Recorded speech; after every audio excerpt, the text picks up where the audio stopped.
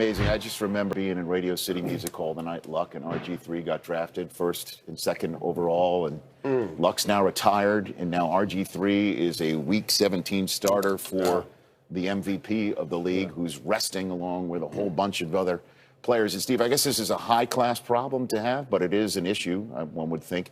Do you like the idea of the Ravens resting a whole bunch of players? I think they're doing the right thing. And I had the exact same situation at the Niners. We were 13-2, locked up the 1 seed. And I told my guys, I said, all right, anybody that's got an owie, if you're hurting, you're not playing.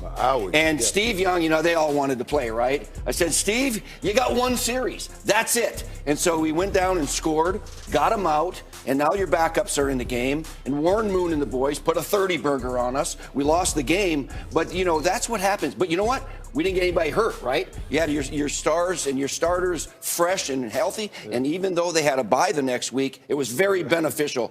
I think they're making the right decision, and I would do it in a second. Not to put a finger in the wound, but how did that end up? And the reason I say that is because since 1990, do you want me to answer you? Hold on. Jack did some great research that 40 times a team with the bye, 40 times a team with the bye rested their starting quarterback.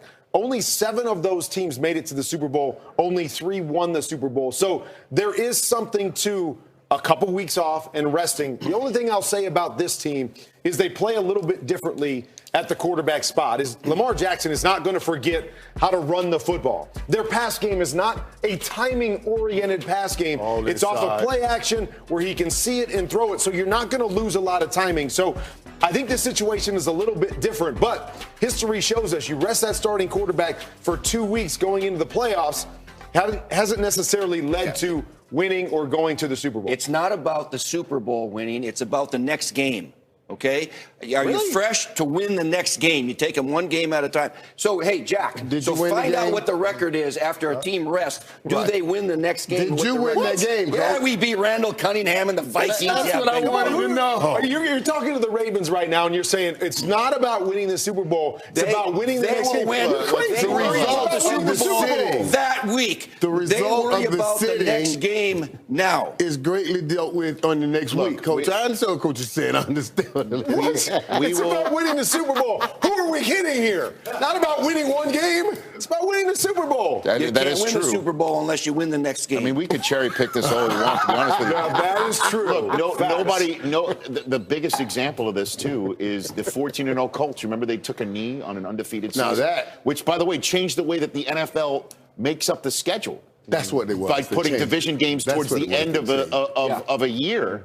And so they made the Super Bowl that year. They did lose to the New Orleans Saints. That was 10 years ago. It's a 10-year anniversary of the Colts taking a knee on an undefeated season.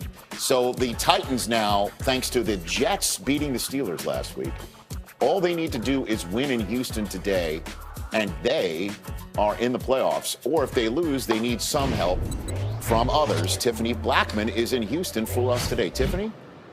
Well, Rich, since Ryan Tannehill took over for the Titans, he's won 6 of his 9 starts. And as you just laid out, he's got them knocking on the door to get into the playoffs. He just looks really comfortable in this offense. And I spoke with left tackle Taylor Lewan about just how Tannehill commands the huddle with such confidence. And Lewan pointed out that he's been so successful because he's been able to stay calm while also establishing a sense of urgency. And quarterbacks coach Pat O'Hara said his competitiveness has shown in critical situations, and that good quarterbacks have that.